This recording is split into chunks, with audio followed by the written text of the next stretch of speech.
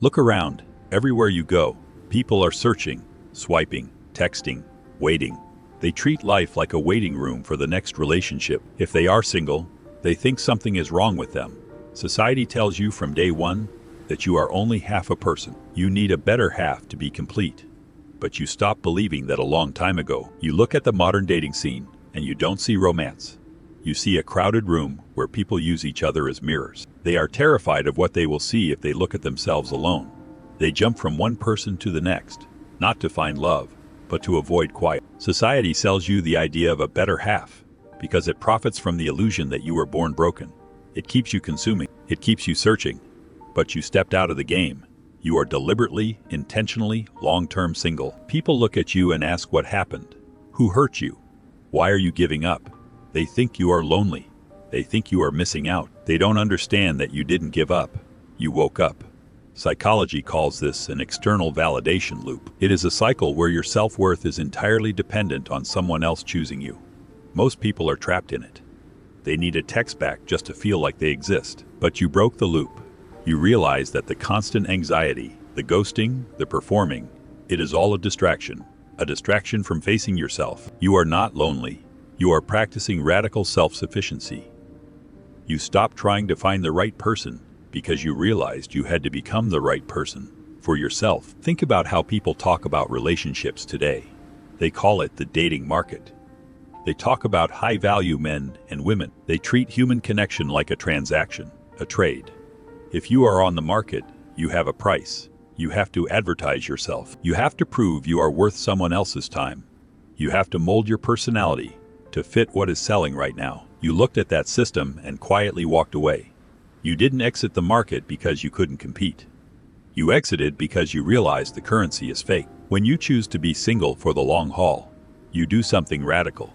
You separate your internal value from your external status. You refuse to let someone else's attention span dictate your baseline reality.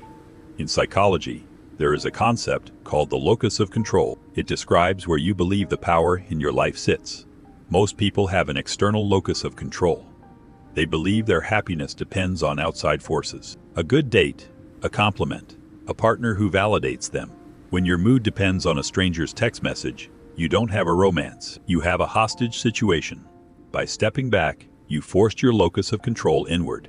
You took the power back. If you have a good day, it is because you made it a good day. If you feel calm, it is because you built that calm. It is brutal work at first. When you stop chasing validation, you feel empty. You feel the withdrawal. Your brain is so used to the cheap dopamine of a notification that silence feels like a threat. But you push through the silence. You stop negotiating your worth with strangers. You stop performing. You realize that tying your identity to whether or not someone texts you back is a miserable way to live. You don't need to be chosen anymore. You chose yourself. And once you do that, the opinions of the crowd just sound like white noise. Of course, the people around you will try to diagnose you. They will say you are avoidant. They will say you are just scared of getting hurt. They use psychology words to try and pull you back into the chaos. They confuse isolation with solitude. But there is a massive difference. Isolation is a reaction. Solitude is a choice. Isolation is locking the door because you are afraid of the monsters outside. Solitude is locking the door because you finally want to hear your own voice. When you isolate, you are hiding. You are full of fear. You are still letting the outside world control you, just by avoiding it. In psychology, this is called avoidance coping. You run away from the pain of relationships because your nervous system can't handle the threat. But that is not what you are doing. What you are doing is called individuation. You are not running away. You are standing still. When you stop trying to merge your life with someone else's, your nervous system actually begins to settle. For the first time, you aren't waiting for the other shoe to drop. You aren't scanning a partner's face to see if they are mad at you. You aren't reading into a slight shift in tone. The constant, exhausting hyper-vigilance of managing someone else's emotions simply stops. People call you lonely because they don't know how to survive in a room without an audience. They think being alone is a punishment. They don't know about the deep, almost uncomfortable quiet that comes when you stop chasing people. At first, that quiet is deafening. It forces you to look at your own flaws, your own regrets. There is no one else to blame for your bad moods, no one to distract you from your own mind. But once you sit in that fire long enough, something changes. You stop needing distraction. You start enjoying your own company. You realize that solitude isn't empty. It is incredibly full. You are building an internal citadel, brick by brick, and it is a fortress that no external person can breach. There is a profound shift that happens when you stay single long enough, not just for a few weeks or months, but for years. The noise finally stops. You wake up, and for the first time in your life, your energy is completely your own. You are no longer leaking your emotional reserves into someone else's unresolved trauma. You are no longer managing their shifting moods, translating their confusing texts, or shrinking yourself to fit their deep insecurities. In psychology, they talk a lot about emotional regulation. For most people, this just means learning how to calm down after a terrible fight with a partner. But you took it much further. You removed the fight entirely. You established an emotional baseline that belongs only to you. People might look at this and call it hyper-independence. Therapy culture today loves to label hyper-independence as a trauma response. They will tell you it is just a deep fear of vulnerability. They say you are putting up walls because you are broken. But let's be brutally honest. For you, it isn't fear. It is mastery. You built an internal citadel, a stoic fortress. You realize that letting another unpredictable human being dictate your nervous system is a terrible, losing investment. You didn't give up on love. You just stopped accepting anxiety disguised as romance. When you become the sole architect of your emotional state, something incredibly powerful happens. You stop being reactive. If someone walks into your life now, they have to actually add to the piece you already built. If they bring chaos, drama, or confusion, you don't try to fix them. You don't try to heal them. You just show them the door. You become untouchable. And that terrifies people who still need to be needed. When your happiness is entirely self-generated, you become impossible to manipulate.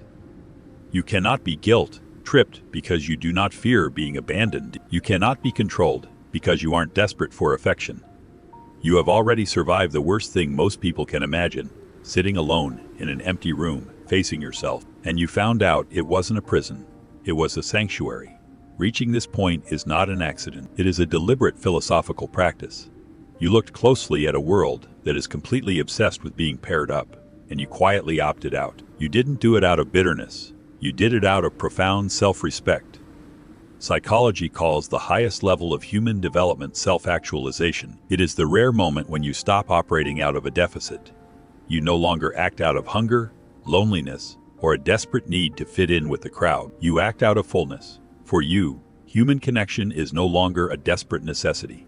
It is simply an option. And because it is only an option, your standards become absolute. You will not entertain half-hearted efforts. You will not tolerate inconsistency. Because why would you? Your baseline is peace.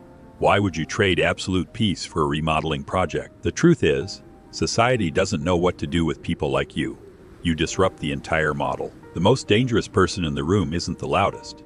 It is the one who can walk away from anyone and lose absolutely nothing. If you are living this reality, let them call you lonely.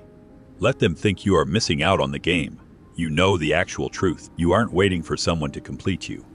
You are already whole, and wholeness doesn't compromise. If this felt familiar to you, if you recognized your own quiet rebellion in this video, you are not alone.